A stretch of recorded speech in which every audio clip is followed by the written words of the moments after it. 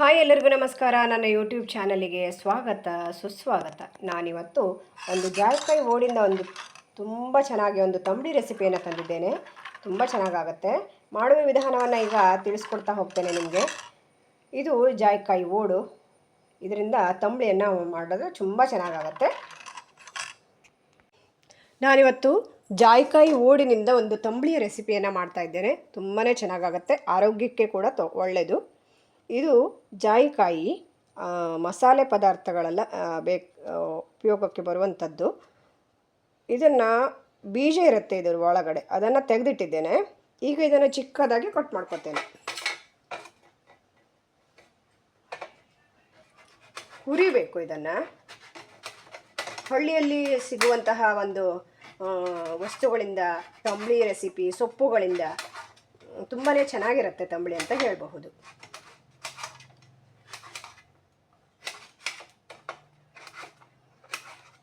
ಒಂದೇ ಇದನ್ನು ಕಡಿಯನ್ನು ಹಾಕ್ಕೋತಾ ಇದ್ದೇನೆ.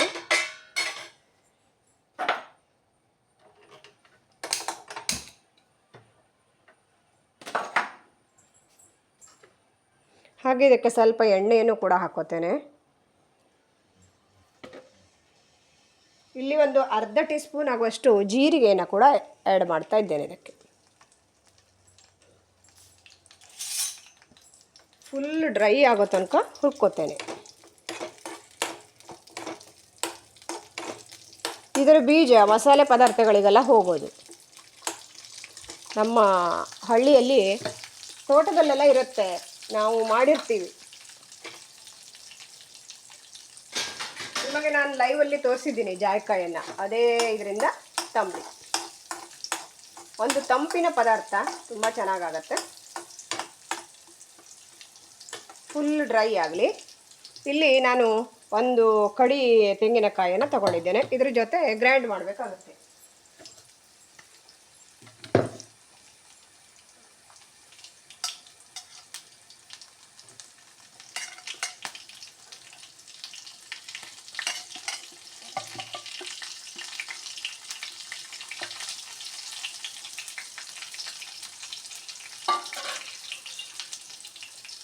ಇದು ಫುಲ್ ಡ್ರೈ ಆಗಲಿ.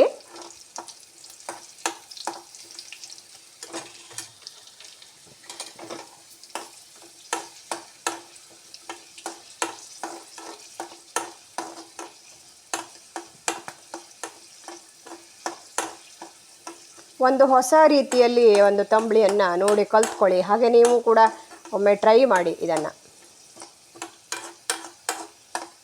ಬರೇ ಪೇಟೆಯಲ್ಲಿರೋ ತರಕಾರಿಯನ್ನೇ ತಿಂದ್ಕೊಂಡು ಇರೋದಲ್ಲ, ಹಳ್ಳಿಯಲ್ಲಿ ಸಿಗುವಂತಹ ಇಂಥದ್ರಿಂದ ಒಂದು ತಂಬಳಿ ರೆಸಿಪಿ, ಹಾಗೆ ಗೊಜ್ಜುಗಳ ರೆಸಿಪಿ, ಇದೆಲ್ಲ ಊಟ ಮಾಡಿದರೆ ಒಳ್ಳೆಯದು ಆರೋಗ್ಯಕ್ಕೆ.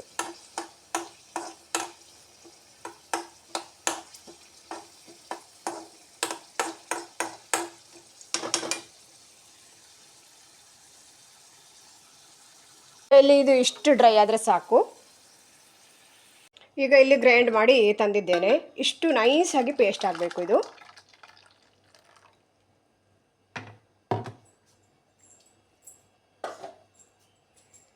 ಇಲ್ಲಿ ನಾನು ಇದಕ್ಕೆ ಸ್ವಲ್ಪ ಮಜ್ಜಿಗೆಯನ್ನು ಆ್ಯಡ್ ಮಾಡ್ತಾ ಇದ್ದೇನೆ.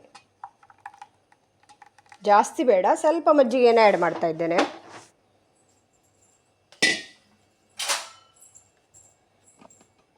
ಹಾಗೆ ಉಪ್ಪನ್ನು ಕೂಡ ಹಾಕೋತೇನೆ. ರುಚಿಗೆ ತಕ್ಕಷ್ಟು ಉಪ್ಪು ಹಾಕೋತೇನೆ.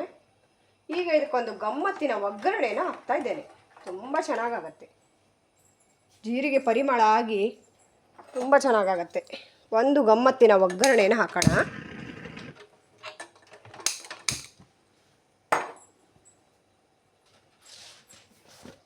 ಸ್ವಲ್ಪ ಉದ್ದಿನ ಬೇಳೆಯನ್ನು ಹಾಕ್ತಾ ಇದ್ದೇನೆ, ಒಂದು ಅರ್ಧ ಟೀ ಸ್ಪೂನು. ಹಾಗೆ ಸಾಸಿವೆ,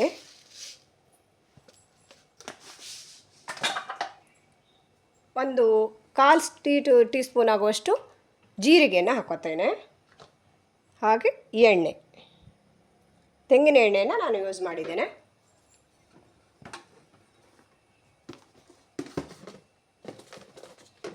ಚಿಕ್ಕ ಒಣಮೆಣಸಿನಕಾಯಿಯನ್ನು ಕೂಡ ಹಾಕೋತೇನೆ, ಕಟ್ ಮಾಡಿ.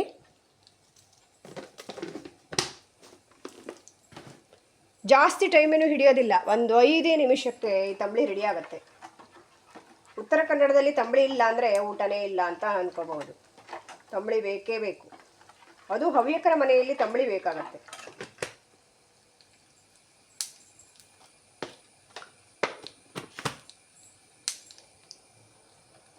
ಒಗ್ಗರಣೆ ಚಿಟ ಚಿಟ ಅಂತ ಇದೆ. ಈಗ ಒಗ್ಗರಣೆ ಹಾಕಿಡೋಣ. ಸೂಪರಾಗಿ ಜಾಯಿಕಾಯಿ ಓಡಿನ ತಂಬಳಿ ರೆಡಿ ಆಯಿತು ನೋಡಿ. ನೀವು ಕೂಡ ಜಾಯಿಕಾಯಿ ಓಡು ಸಿಕ್ಕಿದ್ರೆ ಅಥವಾ ನೀವು ಎಲ್ಲಿಂದಾದರೂ ತಂದ್ಕೋಬಹುದು ಹಳ್ಳಿಗೆ ಹೋದಾಗ. ನನ್ನ ಮುಂದಿನ ವಿಡಿಯೋದಲ್ಲಿ ಮತ್ತೆ ಸಿಗ್ತೇನೆ. Thank you so much friends. Bye bye.